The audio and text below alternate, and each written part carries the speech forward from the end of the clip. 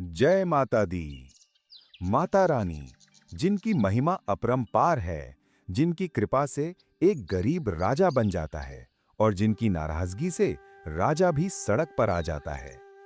मेरे प्यारे भक्तों, माता रानी सिर्फ दया की देवी ही नहीं है, वो न्याय की देवी भी हैं। जहां सच्ची भक्ति होती है, वहां कृपा बरसती है।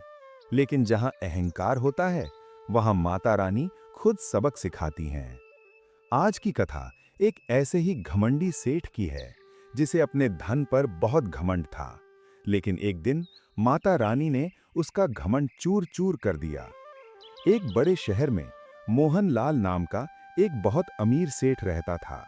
उसके पास धन दौलत की कोई कमी नहीं थी। बड़ा घर, नौकर चाकर और हर तरह की सुविधा। लेकिन उसके अंदर एक बहुत बड़ी कमी थी, अहंकार। सेठ को अपने पैसे पर बहुत घमंड था। वो गरीबों को तुच्छ समझता, कभी किसी की मदद नहीं करता और कहता, ये सब भगवान भगवान कुछ नहीं होता, सब पैसे की ताकत है।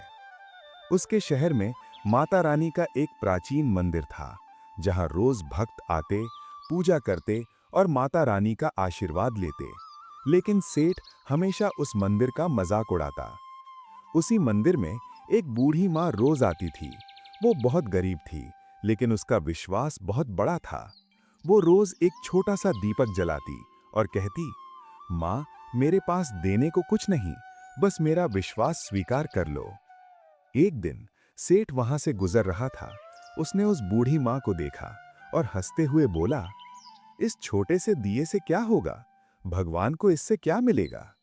बूढ़ी माँ मुस्कुराई और बोली, बेटा, भगवान को चीजें नहीं, भक्ति चाहिए। सेठ को यह बात बुरी लग गई। उसने गुस्से में आकर मंदिर में दान देना बंद कर दिया और लोगों से कहने लगा, देखता हूं तुम्हारी माता रानी क्या कर लेती हैं। कुछ ही दिनों में सेठ का व्यापार अचानक घाटे में जाने लगा। जहां फायदा होता था, वहां नुकसान होने लगा। धीरे धीरे उसकी संपत्ति कम होने लगी। एक दिन ऐसा आया जब वो कर्ज में डूब गया, घर बिक गया, नौकर चले गए और वो सड़क पर आ गया। अब उसे अपनी गलती का एहसास होने लगा। वो उसी मंदिर के पास बैठा था, जहां वो कभी हंसता था। वो रोते हुए बोला, माँ, मुझे माफ कर दो, मैंने बहुत घमंड किया, मैंने आपके भक्तों का अपमान किया। तभी उसी बूढ़ी माँ ने उसे देखा। वो उसके पास आई और बोली, अब समझ आया बेटा?